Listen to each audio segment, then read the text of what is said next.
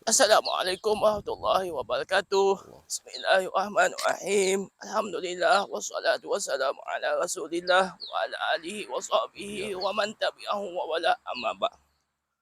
Para penonton yang saya hormati, alhamdulillah bertemu kita lagi di episod ketiga dalam siri menjelajah ke masjid atau surau atau balai ibadat terbiar yang ada di negara Brunei Darussalam.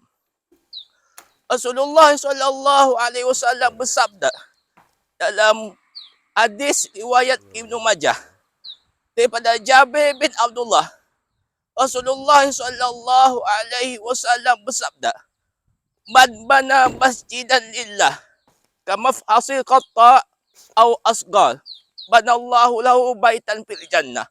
Maksudnya, Rasulullah sallallahu alaihi wasallam bersabda, barang siapa yang membina masjid kerana Allah, sekalipun ia kecil seperti sarang burung atau lebih kecil daripada ini, maka Allah Subhanahu wa taala akan membina untuknya sebuah istana di dalam syurga.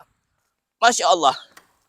Itulah kelebihan yang dapat kita saksikan bahawa betapa tingginya bagi sesiapa yang membina masjid kerana Allah, sekalipun ia kecil seperti sarang burung ataupun lebih kecil daripada itu. Sebagai contoh yang di belakang ini, masjid Kampung Ki Udang Lama. Ia kecil tapi molek. Tapi kita berharap semoga Allah Subhanahu Wa Taala akan mengunyahkan ganjaran pahala bagi siapa yang membina, mulai daripada ia dibina ataupun sesiapa yang menjadi pekerja untuk membina masjid ini. Jadi insya-Allah di episod ketiga ini kita akan sama-sama menjelajah ke Masjid Kampung Ki Udang Lama. Saya dipahamkan masjid ini adalah masjid kedua yang dibina, di mana masjid pertama saya beritahu di kawasan sini.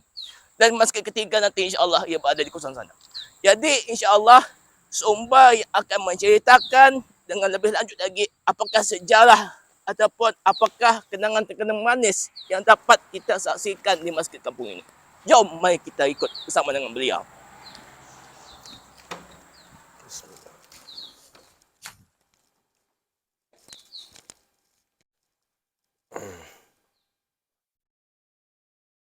Okay, bersama saya ialah Yang Mulia Tuan Haji Saiful Bahri bin Haji Umar Ali.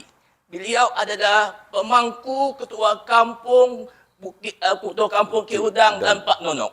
Jadi yang akan menceritakan lebih lanjut lagi Masjid Ki Udang Lama ini. Jadi, Assalamualaikum Tuan. Waalaikumsalam warahmatullahi wabarakatuh. Pertama sekali saya mengucapkan terima kasih pada Tuan di atas kerjasama yang telah diberikan kepada saya pada petang ini untuk kita sama-sama melihat sejauh mana masjid lama ini. Ya.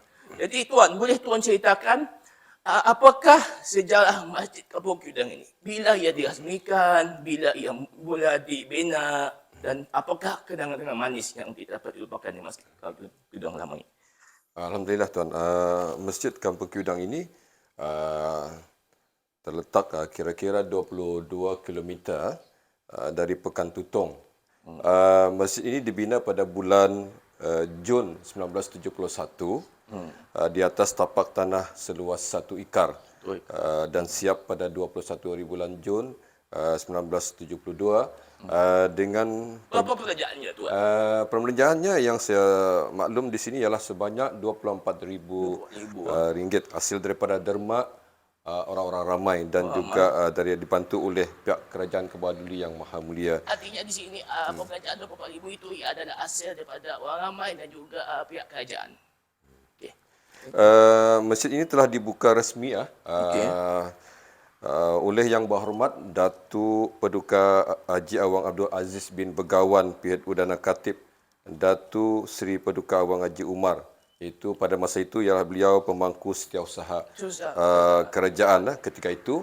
Dan pada hari Selasa 22 hari bulan Zulkaidah 1392 bersamaan dengan 26 hari bulan Disember 1972. Artinya mantan Menteri Pendidikan yang berhormat bin Aziz Umar yang resmikan.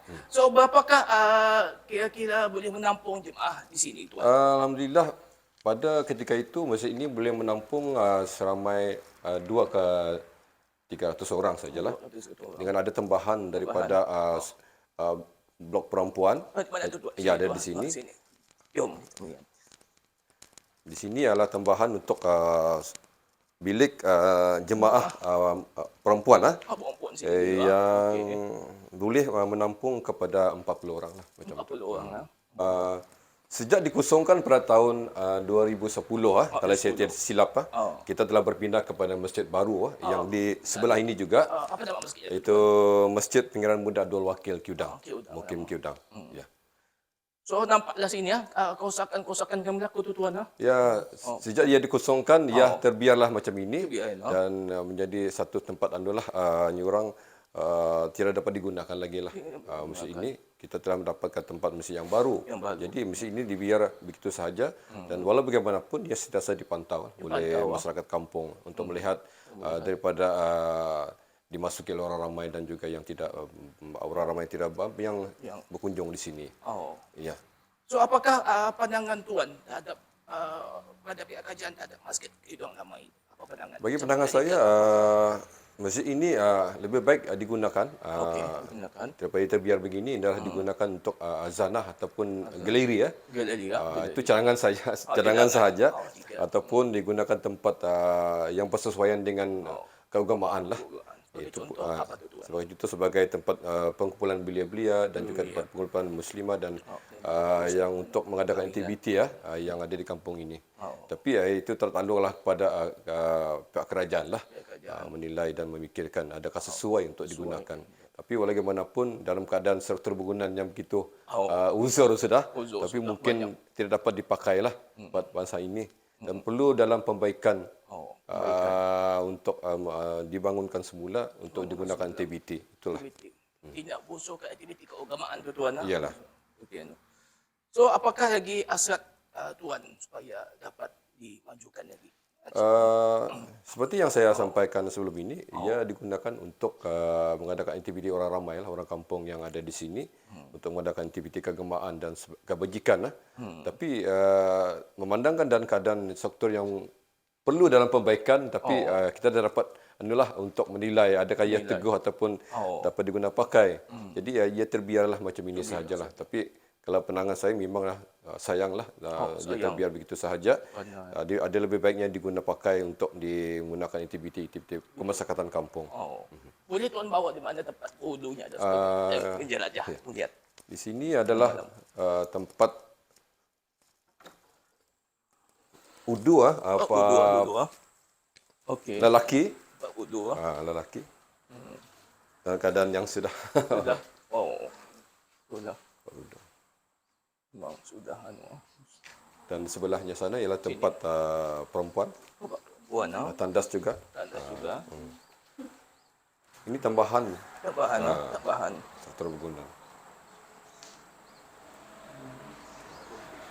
So adakah tambahan-tambahan itu tuan hasil daripada dana orang ramai ataupun ada pihak kajian bantu? Tambahan ini adalah daripada hasil daripada dana masjid kalau saya tidak silap ataupun daripada pihak kerajaan juga ada membantulah dalam penambahan bangunan ini. Memandangkan pada zaman itu keramaian penduduk tidak mencukupi untuk menampung tempat mereka beribadah dan sembahyang.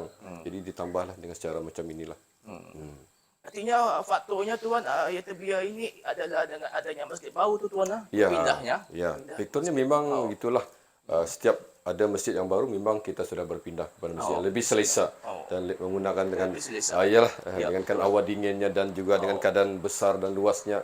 Jadi orang ramai yang bersembahyang pun dalam keadaan selesa dan itu bersistematik. Memandangkan masjid yang lama ini pun nampaknya daripada kurang sedikit daripada keselesaan. Pandangan tuan lagi untuk pada masjid. Seperti mana yang saya jelaskan tadi, cadangan adalah lebih baiklah atas inisiatif pihak kerajaan kali barangkali untuk dibaik pulih ataupun untuk digunakan untuk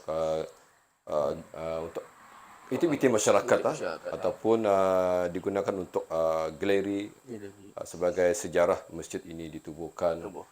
Itu terpulanglah kepada pihak kerajaan untuk memikirkan. Tapi bagi pandangan saya untuk kita ni membangun semula masjid ini memerlukan banyak pembelanjaan, Oh, pembaikan. bajet. Itulah yang buat saya rasa terbiar macam itu sajalah. Oh, itulah. Artinya setiap bulan duduk kampung membersihkan kawasan masjid ni, Tuan ah? Yang ini atas inisiatif daripada Jabatan Ahli Wal Masjid Daerah Tutong lah untuk membersih kawasan rumputnya supaya kelihatan tidak begitu nampak tertutupi oleh rumput-rumput. Ini memang dimaintain oleh Jabatan Ahli Wal Masjid Daerah Tutong. Alhamdulillah. So apakah lagi? Ada saranan lagi pada Tuan? Ada pihak kerajaan saranan lagi? Sebenarnya saya saranan tadi itulah kita digunakan untuk membaik pulih masjid ini untuk sebagai bahan sejarah untuk anak-anak belia di kampung ini dan juga bukan saja di kampung ini malah di masyarakat luar pun daerah lain melihat inilah satu legenda Masjid Kudang yang digunakan pakai sebelum ini dan adalah lebih baik digunakan untuk sejarah sahaja. Tapi untuk digunakan TBT mungkin memerlukan kos yang lebih tinggi Jadi kita ada yang baik kita digunakan untuk bahan sejarah saja.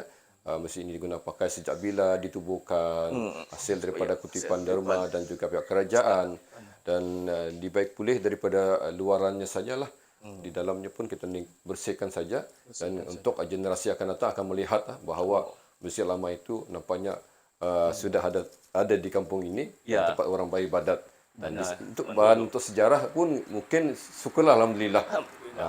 Itu saya pandangan Tuan. Pandangan saya. Okey. Lah, apa penonton yang kita dapat saksikan hasrat daripada seorang penduduk kampung dan juga sekaligus pemangku ketua kampung berhasrat supaya Masjid Lama ini dihidupkan semula dengan aktiviti keagamaan daripada ia dibiarkan kosong. Tapi insya-Allah dia akan diserahkan pada pihak kerajaan ke mana akan mengatasi Masjid Lama ini. Jadi kita berharap semoga dengan hasil penyelidikan ini akan dapat kita sama-sama membuka ataupun beri peluang pada pihak kerajaan untuk menghidupkan balik suasana masjid yang ada pada masa ini. Masjid lama khususnya yang terbiar ini. Jadi insya-Allah di episod keempat nanti kita akan menjelajah ke Balai Ibadat Sengkarai pula. Jadi jangan lupa like, subscribe dan share. Semoga ada manfaat untuk kita semua. Jumpa lagi. Wallahu a'lam bishawab. Ma'assalamah. Assalamualaikum warahmatullahi wabarakatuh.